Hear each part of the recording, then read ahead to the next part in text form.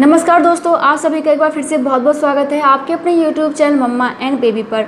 दोस्तों मेरे पास एक क्वेश्चन बार बार आ रहा है, यदि ग्रहण के दौरान हमसे कोई गलती हो जाए तो उसके लिए हमें क्या करना चाहिए। दोस्तों देखिए, पहली बात तो ये कि ग्रहण के दौरान जो भी चीज़ें मानने के लिए कही जाती हैं उनका कोई वैज्ञानिक प्रमाण तो है नहीं, वो सिर्फ मान्यताओं के आधार पर कहा जाता है। पुराने ज़माने में बहुत सारी चीज़ें अलग टाइप की थी, आज के ज़माने में वो चीज़ें अलग टाइप की हो चुकी हैं। उदाहरण के तौर पे बताऊं तो पुराने ज़माने में लाइट की व्यवस्था नहीं थी, ग्रहण के दौरान बिल्कुल अंधकार छा जाता था। लेकिन आज के समय में लाइट की व्यवस्था है, ग्रहण के दौरान भी आप रोशनी में रह सकते हो। पुराने ज़माने में सुई धागों का इस्तेमाल करने के लिए या फिर चाकू छुरी का इस्तेमाल करने के लिए इसीलिए मना किया जाता था क्योंकि ग्रहण के दौरान अंधकार छा जाता था। गर्भवती महिलाओं के हाथ ना कट जाएं या फिर सुई उनके हाथों में ना घुस जाए, या फिर दोस्तों क्योंकि गर्भवती महिलाएं बहुत ज़्यादा सेंसिटिव होती हैं, कमज़ोर होती हैं, और अंधकार में यदि वो सुई में धागा डालेंगी तो आप खुद सोचिए कि आंखों पर कितना जोर पड़ेगा।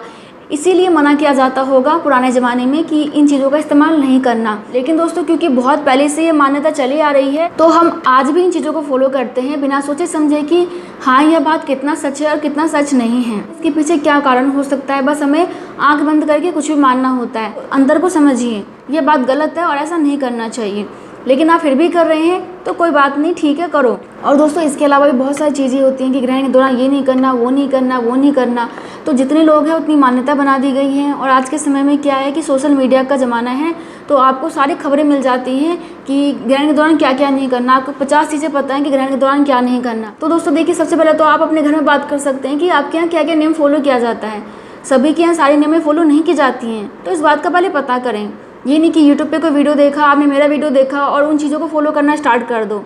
सभी के घर में अलग अलग मान्यताएं होती हैं, तो उन चीज़ों को फॉलो करने की कोशिश करें जो कि आपके घर में मान्यताएं हैं, ना कि जो चीज़ें मैंने आपको बताई हैं आप उन चीज़ों को मानें।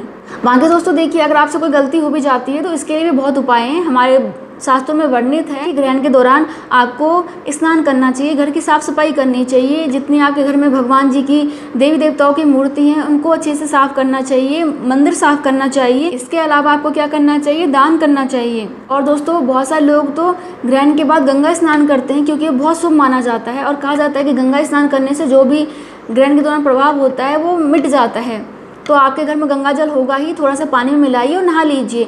और दान करना बहुत ही इंपॉर्टेंट है ग्रहण के बाद, तो आप ग्रहण के बाद दान जरूर करें। अगर आपसे सच में गलती हो गई तो आप दान जरूर करें, नहीं भी हुई है तब भी करें, क्योंकि ग्रहण के बाद दान करने का बहुत ज़्यादा महत्व है, तो दान जरूर करें। और दोस्तों इसके अलावा कहा जाता है कि ग्रहण का प्रभाव आपके जीवन पे 1 से 8 दिनों तक रहता है। तो आप चाहते हैं कि आप पे ग्रहण का प्रभाव ना पड़े, तो इसके लिए ये है कि आप अपने घर में पूजा पाठ करवा सकते हैं, हवन करवा सकते हैं। और हवन भी करवाना चाहिए, पूजा पाठ भी करवाना चाहिए, क्योंकि दोनों ही अच्छे काम होते हैं और इनसे आपका मन भी खुश होता है, आपका घर का वातावरण भी शुद्ध होता है।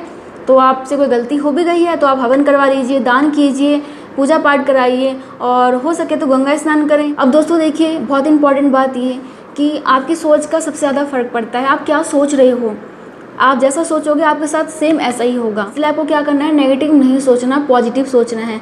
अगर आप नेगेटिव बातें सोचेंगे, ये सोचेंगे कि मुझसे कोई गलती हो गई है और मेरे साथ बुरा हो जाएगा, तो 100% आपके साथ बुरा होगा। कुछ बातें अंधविश्वास होती हैं, उनको नहीं मानना चाहिए।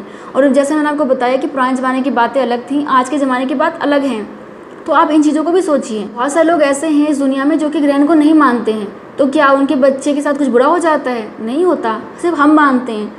दुनिया में और भी बहुत सारी जाति हैं, बहुत सारे धर्म हैं, वो तो नहीं मानता इन चीज़ों को, हम मानते हैं, तो हमारे साथ बुरा हो जाता है क्योंकि हम मानते हैं।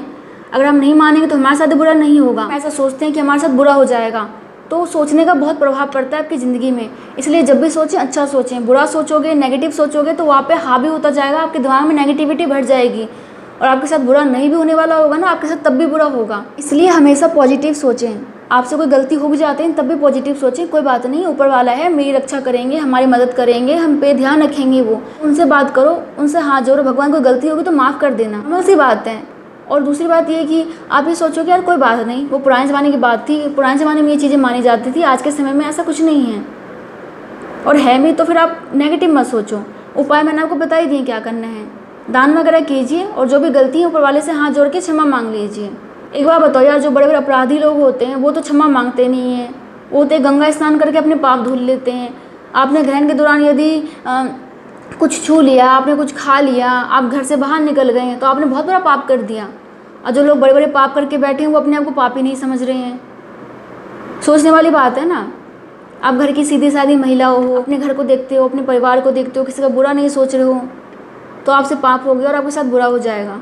ऐसा नहीं है, ये सब दिमाग की सोच है, इसको बाहर निकालिए। ग्रहण का या फिर किसी भी चीज़ का आपकी ज़िंदगी पर कोई प्रभाव तब तक नहीं पड़ता जब तक कि आप नहीं चाहते हो। अगर आपको लगता है कि आप पे ग्रहण का प्रभाव पड़ेगा तो बिल्कुल पड़ेगा। अगर आप सोचोगे कि मेरे पे ग्रहण का प्रभाव नहीं पड़ने वाला क्योंकि मेरे साथ ऊपर वाला है और मैं ऐसा नहीं सोचती हूँ कभी भी कि मेरे पे कोई भी बुरा प्रभाव पड़ेगा, तो रियली में नहीं पड़ेगा। इस बात को आप मानिए और अपना के देखिएगा। आप हमेशा सकारात्मक रहिए, पॉजिटिव रहिए। नेगेटिव रहेंगे तो उसका प्रभाव भी नेगेटिव ही होगा। ठीक है, तो आई थिंक कि आप समझ गए होंगे कि आपको क्या करना चाहिए और वीडियो भी आपको पसंद आया होगा। आया तो लाइक कर दीजिएगा। मैं मिलती हूँ नेक्स्ट वीडियो में, तब तक के लिए bye. Thank you so much. नमस्ते।